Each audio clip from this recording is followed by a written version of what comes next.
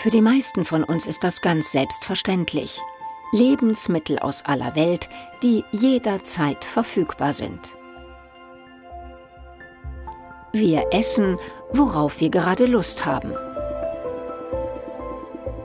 Limetten aus Mexiko, Kaffee aus Kolumbien, Mangos aus Brasilien, Kakao aus Afrika und Produkte mit Palmöl aus Südostasien. Wurst und Eier, für die unsere Tiere mit Soja aus Brasilien gefüttert werden. Der weltweite Handel mit Lebensmitteln boomt. Der globale Handel mit Agrarprodukten hat sich in den letzten 30 Jahren mehr als verdoppelt. Das führte dazu, dass heutzutage ungefähr 80% der Weltbevölkerung in Ländern leben, die mehr importieren, als sie exportieren. Und das hat natürlich massive Auswirkungen auf die Situation in den Erzeugerländern. Was das für die Ökosysteme, die Artenvielfalt und die Lebensbedingungen in den Erzeugerländern bedeutet, haben Florian Schwarzmüller und seine Kollegen vom Senckenberg-Institut in einer Studie zusammengetragen. Klar ist, viele Produkte werden in riesigen Monokulturen angebaut und das hat drastische Folgen. Wir sehen, dass gerade in den tropischen Ländern in Südamerika, Südostasien und Subsahara-Afrika immer noch massiv Wälder verloren gehen, um dort Produkte anzubauen für den Export. Zum Beispiel für Palmöl. Das steckt nicht nur in Schokolade, sondern in jedem zweiten Produkt, das wir im Supermarkt kaufen. Es ist das vielseitigste, billigste und wichtigste Fett weltweit. Die Ölpalmfrüchte, aus denen das Öl gemacht wird, wachsen vor allem im feuchtwarmen Klima von Malaysia und Indonesien.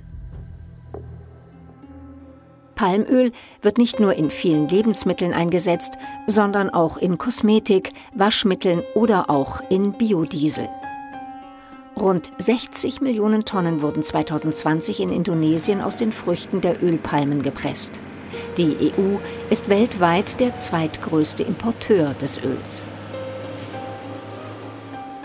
Für die Pflanzungen müssen Tiere und Menschen weichen. Über 3/4 der Urwälder in Südostasien wurden bisher den Plantagen geopfert, eine Fläche so groß wie Deutschland, Belgien und Holland zusammen. Eine verheerende Entwicklung, sagt die Umweltschutzorganisation World Wide Fund for Nature, kurz WWF. Wälder, aber auch andere Ökosysteme wie zum Beispiel Savannen oder auch Grasland sind Schatzkammern der Biodiversität. Und hier finden wirklich viele Arten, aber auch natürlich Menschen ihre Heimat. Und wenn diese Ökosysteme zerstört werden, wird nicht nur viel CO2 in der Atmosphäre freigesetzt, sondern es gehen wirklich die Arten verloren. Und wenn die Arten einmal verloren sind, kommen sie auch nicht wieder zurück. Und der globale Handel treibt natürlich diesen Artenverlust mit an und die Biodiversitäts- als auch die Klimakrise weiter voran. Auch die Herstellung von Milchprodukten, Wurst, Fleisch und Eiern ist für die Zerstörung von Wäldern in großem Stil verantwortlich. Denn im Tierfutter steckt ein großer Anteil Soja. In Brasilien sind mittlerweile fast 40 Millionen Hektar ehemaliger Regenwald mit Soja bepflanzt. Eine Fläche ungefähr so groß wie Deutschland wurde bisher für den Anbau gerodet, legal wie illegal. Und die Produktionsflächen fressen sich immer tiefer in die Urwälder hinein. Die EU liegt auch beim Import von brasilianischem Soja an der Weltspitze. 2020 waren das rund 1,6 Millionen Tonnen. 90% davon wurden vor allem in der intensiven Massentierhaltung verfüttert. Die EU ist insgesamt für 16% der globalen importierten Entwaldung verantwortlich. Das entspricht einer jährlichen gerodeten Fläche, die 4-mal so groß ist wie der Bodensee. Und wir importieren mit diesen Waren und Gütern nicht nur die Güter selbst, sondern auch Umweltzerstörung und Menschenrechtsverletzungen. Es gibt aber auch einige wenige positive Auswirkungen des globalen Handels. Die Senckenberg-Studie macht deutlich, dass der zentralisierte Hightech-Anbau von Getreide, vor allem auf riesigen Flächen in den USA, auch Vorteile hat.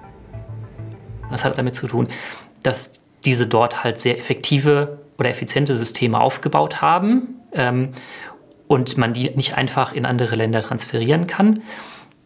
Dass das natürlich vor Ort schlechte Auswirkungen hat, das ist unbestritten, aber alles in allem wäre der Flächenfußabdruck der Menschheit größer, wenn wir den Handel stoppen würden. Millionen Tonnen Getreide aus den gigantischen Anbaugebieten gehen in die ganze Welt und sparen woanders Anbaufläche.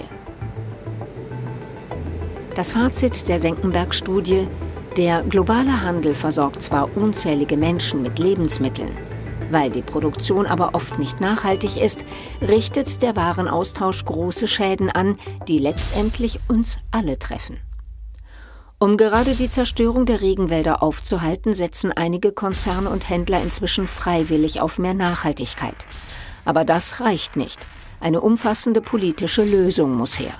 Es gibt bereits ein Gesetz zum Stopp der globalen Entwaldung durch die EU-Importe.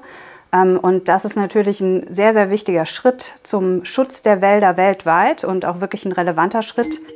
Bewusster einkaufen, weniger Fertigprodukte, Fleisch und Wurst. Und statt Gemüse und Obst vom anderen Ende der Welt lieber Frisches, das bei uns angebaut wurde.